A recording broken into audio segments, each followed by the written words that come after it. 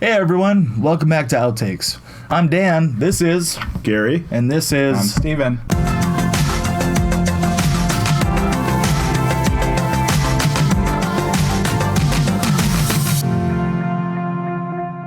This week we're going to take our take on The Mandalorian and why you should start watching it. So, And kind of Star Wars as a whole. well, honestly, it's really embedded in our culture anymore. So, I mean, This is just, honestly, it's, for me, I really feel like it's a great little, not even a Band-Aid, but it's just it's a nice warm blanket that's covering me between one movie to the next. Yeah, yeah. Because I can't wait for this December, or well, I mean, it is December. I can't wait for the next movie to come out. Mandalorian is fantastic in the meantime. Exactly. So, we're talking about how best to actually dissect and talk about this. So, personally, I really think that a lot of people don't understand what the Mandalorian is in the Star Wars universe. So I'm going to kind of get into a little bit of the backstory on it, and I'm going to get stuff wrong. And if you want to tell me that I'm wrong, go ahead and drop something down in the comments. Yeah. Oh, finger guns. Right, Steve? Yes. yeah, Right, feel Gary? free to comment on it to let us know that, hey, We're not perfect. you missed this part and you were kind of right there. But that's kind of what this is about. This isn't a conversation Absolutely. just between us. It's a conversation between us and you. So. All right, so for those of you that don't know, the Mandalorian is a person who's going through the universe now as kind of a Bounty hunter. You can say bounty hunter. Yeah, he's a bounty hunter. He's a bounty well, he is, but he's part of a larger group that has been evicted from their home world of Mandalore. Of which this is all coming from. Now, if you notice any similarities, of course, obviously a lot of people can make that conclusion, that jump from Jango Fett to Boba Fett to now the Mandalorians. Because the armor looks the same. Absolutely, with little tweaks of personal touches. Yeah. But what it really comes down to is that they were a very warlike race, who attributed any amount of social status of their home planet being the fiercest, most elite warriors of the galaxy. And during the Clone War era, they were actually a faction that was rejected by the planet because the planet wanted to remain neutral during the whole Clone Wars, in between the Separatists and the Rebellion. Oh, I didn't know that at all. Yeah, absolutely. If you haven't seen the Clone Wars animated series, I highly recommend. I do need to see that. I started in a long time ago, just never got into it. There was such a bad taste in my mouth from the prequels that I didn't really want to roll into From the anything movie, like The that. Clone Wars. Yeah. Not that they were bad movies, it was just they weren't done well. There's some aspects in that honestly, they really tie in a lot of they tie up a lot of loose ends. I'm just saying, if you're interested in that perspective of in between, the original trilogy, the prequel trilogy, and then the current trilogy. If it's okay, can I interject? By all means. We're just talking about the Mandalorian. We're not going to go into the story itself or worry I'm about. here to talk about Baby Yoda. That's why I'm here. We're not here to spoil anything, so I don't even think we need to put a spoiler warning on it. But if you we want won't to go in blind, we won't give you any details Yeah. about it. We're just going to talk about it as a whole. we're not going to go Watch it. like Well, some major. We can't thing. just say that. I mean, If you like Star Wars, go watch it. Yeah. I mean, absolutely. in all especially the honesty. classic 70s to 80 version of Star Wars. Yeah, there's definitely a feel. It's down to earth and it feels real and grounded, even though they're in space. And it's headed by the guy that kicked off the Marvel universe, Jon Favreau, in terms of he's the creator, the writer. He directed the first episode. So, But he's also handed off other directing duties Yeah, but to he's- various guest directors for episodes, which is very smart because, I mean, as long as they follow the source material, Yeah. introducing other talent to give their little spin. Well, for me, I don't even really care about source material. Give me a good story. That's why I'm watching it. And so far it is. I mean, without going into details, like Gary said, what I really feel is actually engaging about this overall is the fact that throughout most of the stories of all the trilogies, you jump from one story, of the background of Luke, and now you're going to follow Han Solo and Chewie for a little bit, and it just jumped around a little bit to kind of tie in all together at a big nice bow for the ending finale, the big fight. This primarily just follows the Mandalorian, throughout his saga, and it's just focused on his story and how other people interact with him. There's no side quests, there's no backstories of other characters. Everything is focused on him and his viewpoint, and that's something that I think that has been missing from Star Wars as a whole, really, for a long time, because he's an engaging character, because he's mysterious, always has the mask on, or the helmet. You never see his face. It's amazing how much emotion they can get out of a helmet. Right. It's, we were actually discussing, it does run kind of slow at times, but if you're a fan of it, it's worth the wait, because in this instance, less is more. Well, for me, those quiet moments, for me, it's just building up my anxiety for the next. A great tension builder, absolutely. And I love that about it. And it was either you or you that was talking to me, and we were discussing the fact that we're not following somebody who's, steeped in the ways of the Force. We're following a gunslinger, a guy who's not. And it's a little bit of take. A little bit of the Old West meets space. And it's really engaging. It's really interesting. Yeah. Plus, one thing that it does is, because it is within the realm of Star Wars, a lot of classic characters that you haven't really considered, or background characters, are now kind of bleeding into the story, and eventually what will happen is that you'll see this will be like the offshoot, the future of Star Wars. You're going to be seeing a lot of these little single stories come out. That tie in with absolutely, this intergalactic war just happened. This is how this race how of does it alien affect, deals with it. How it affect everyone else. Yeah. Well, and I think what the brilliance of this particular series now is, it's introducing us to a bigger world than what we're used to. Yeah. And it's opening up. It's not the Skywalkers. It's not the Solos. Yeah, it's opening up that sandbox. The Kenobis. Rey. Yeah.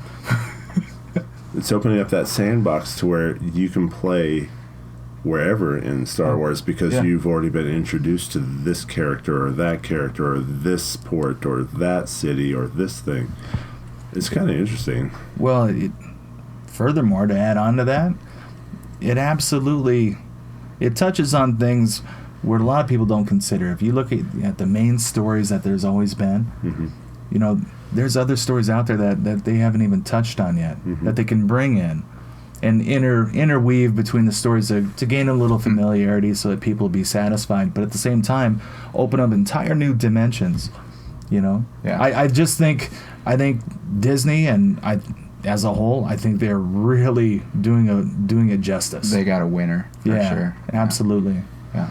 For me, it brings back the feeling of watching the original prequels, where I see Luke Skywalker on screen, and it makes me think that, hey, I can be that person. Right. I can be in this world. I can be a Jedi. I'm awesome.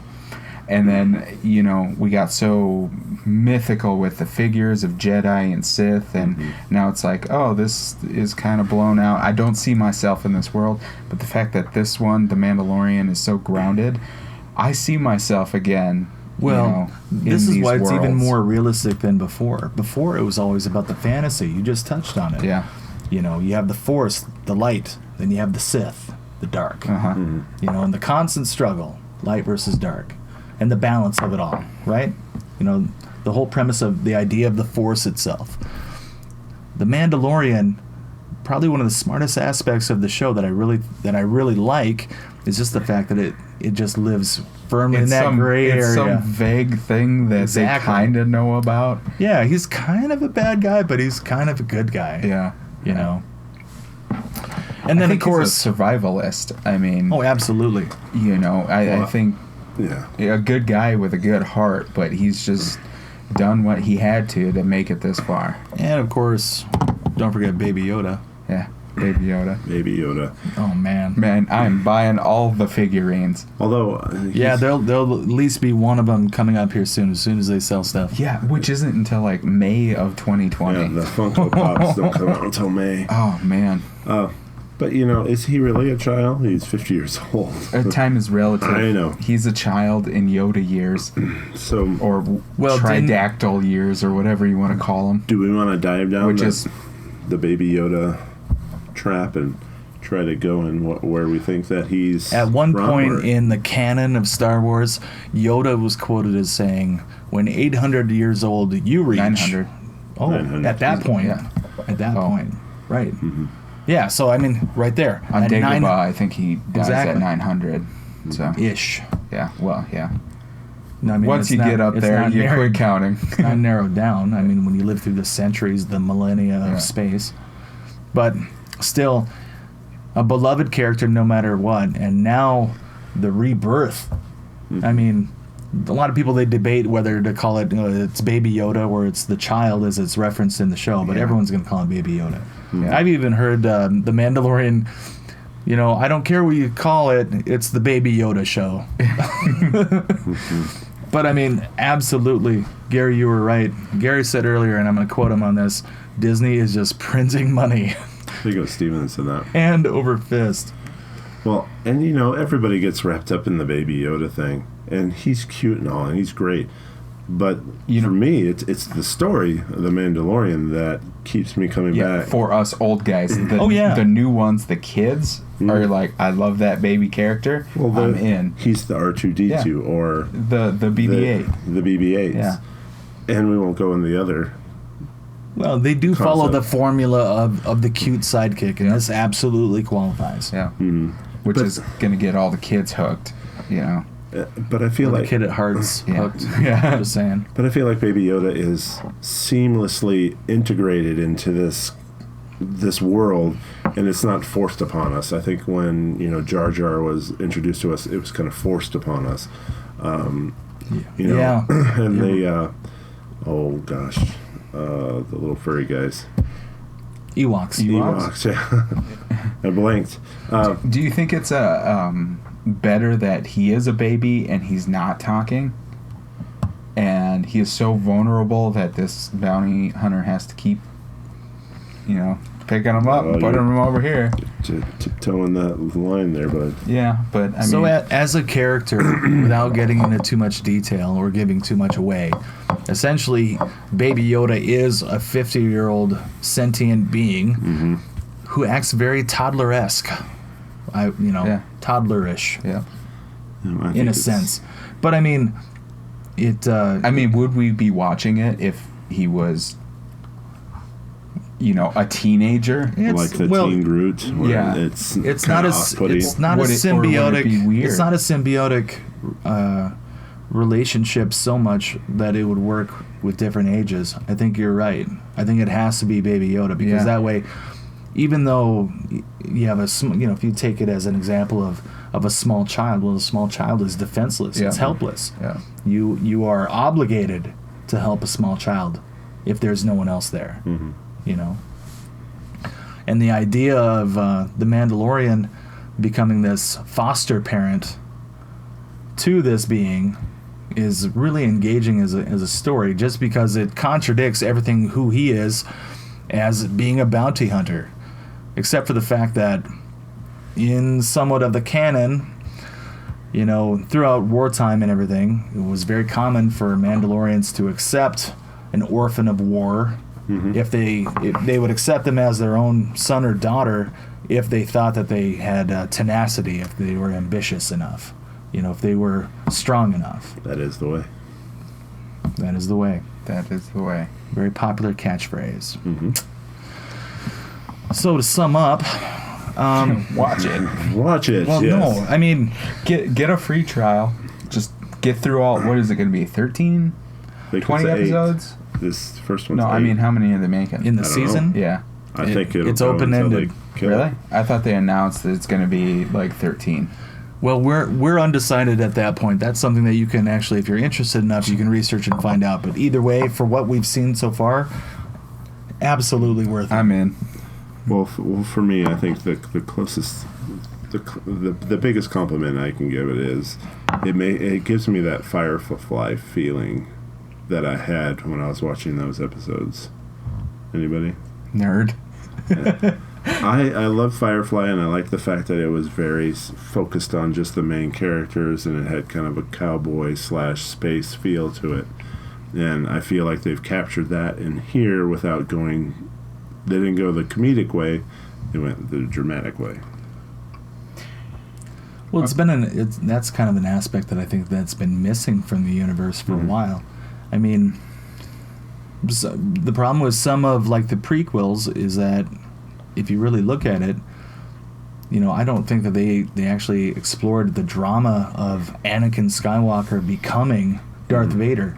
That was just the doorbell right at the end. So do you think if the prequels were a TV show now and you could do it multiple seasons and see this person hit on his journey up and down?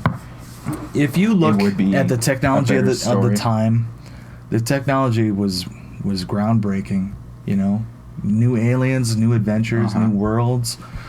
But the story was really lacking. But the fact that it was, okay, now he's a kid. Okay, now he's a teenager. Now he is this young adult that's going to kill everybody. Well, exactly. I mean, it was just too fast and too much. You didn't know of what was happening in between. Yeah. And, that's, to really sum it up, unfortunately, that's where a lot of the Star Wars has really been lacking, is just the fact that with, the original, you saw the progression naturally of Luke Skywalker. Oh yeah, going from young kid man to apprentice to be master. Exactly.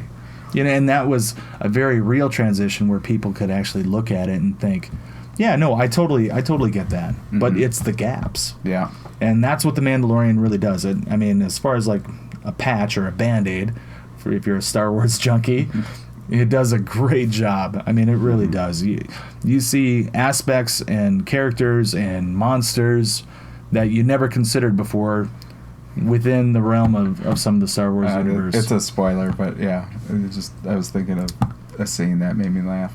Mm-hmm. Yeah. Exactly. And some really great, and the characters, as far as the ones that you can see, they actually have some really good talent on screen too. So I mean, it's not just a guy in a mask all the time. But I think a lot of people know that Carl Weathers is on the show, right? Yep. Mm-hmm. And if you didn't catch this, there's a comedian that I enjoy. His name is Brian Posehn. He was in the very first episode. Mm-hmm. No. Spoiler. I don't know who he is. I have no reference. So. Coming up on 2 minutes left. You got anything else? Do you think they're going to tie in Mandalorian into the new movies that are coming out, Star Wars? Are they going to try to...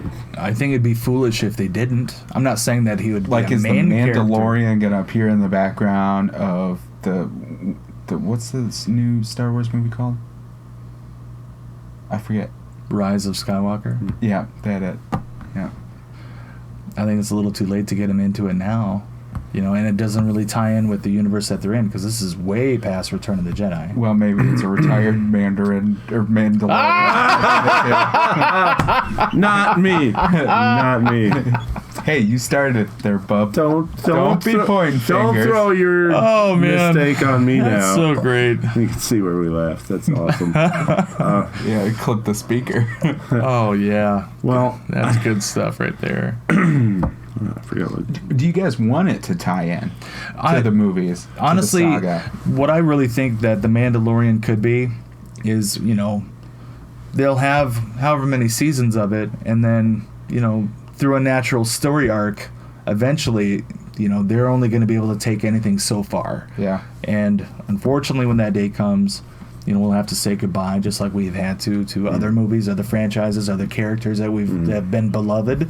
And then there'll be something else that'll come along. So, I mean, I'm just enjoying the ride as it is right now. But, I guarantee you, if they came out with the Mandalorian, the video game, I mean, can't tell me that wouldn't be as a classic RPG, you could almost plug him in for Red Dead Redemption, and it would just be flawless. Yeah, that's pretty much what they did. Right. They took Red Dead Redemption and put it in space. Wow. Whoa. Well, think about this. We're talking about how they're going to tie it in, and we've been focusing on the Mandalorian. One of the way they tie it in is with the child, Baby Yoda. Yeah. Ooh. because Because he can live centuries. At that point, he would be of age. You would assume, Right. where he's going to be at least a teen or an adult. Young adult, you'd think. Well, I mean, if he's 50 and he's 3, another So he'd be 30 years? 100 maybe, you think? maybe 50 years. I don't know the Yeah. time gap between the Mandalorian and And we don't know. where I we're mean, at now. Could be a race that goes from 3 and then it jumps. If there's a rapid growth. You don't know. We don't know. Nobody knows. There's nothing on Yoda. Yeah. Really. I would actually be interested in seeing a Yoda story. Yeah, absolutely. Absolutely. And that's why you should watch the Clone Wars, because it does, in one of the last seasons of it, really tie into some things that he actually learned. It's actually Yoda, and he discovers time travel. Goes back. Well, he doesn't de-age. What?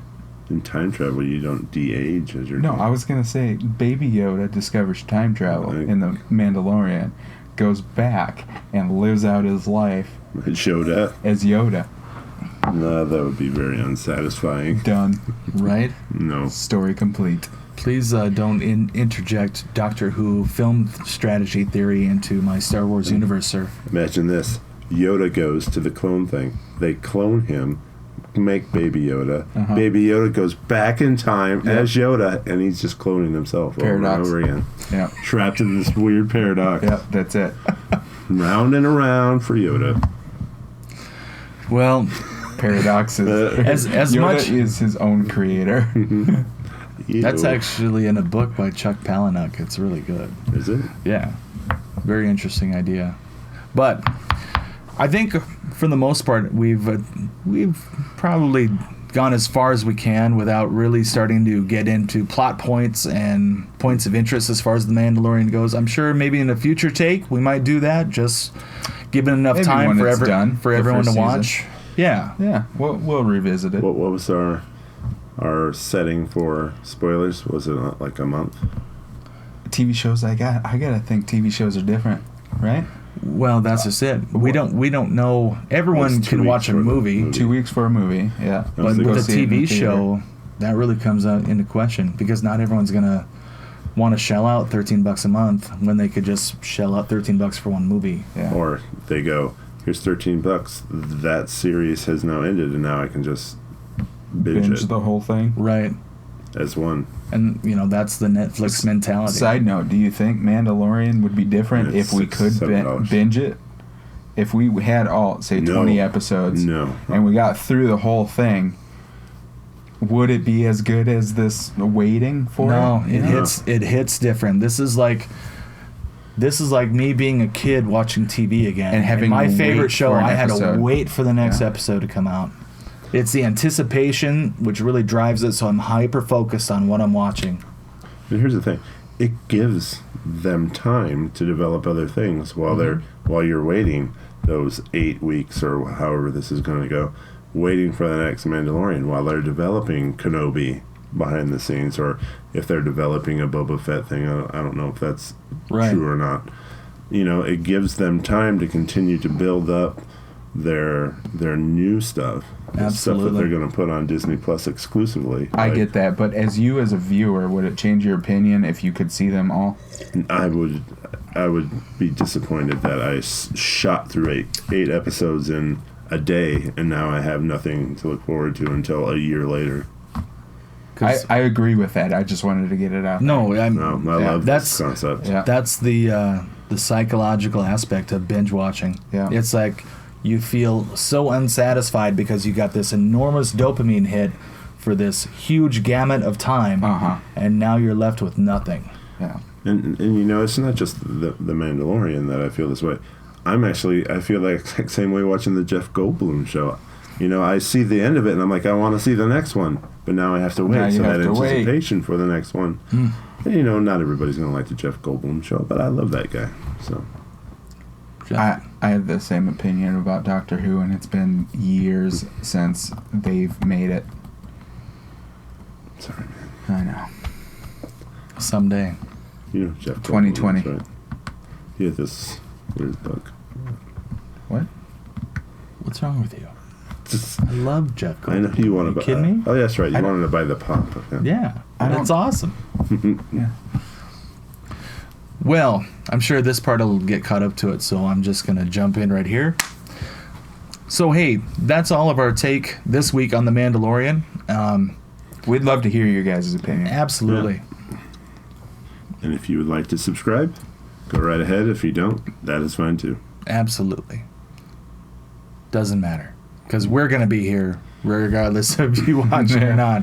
I believe our next take that we're going to tackle, it will be what's going to happen next in the Marvel Universe and what's where they coming been? around.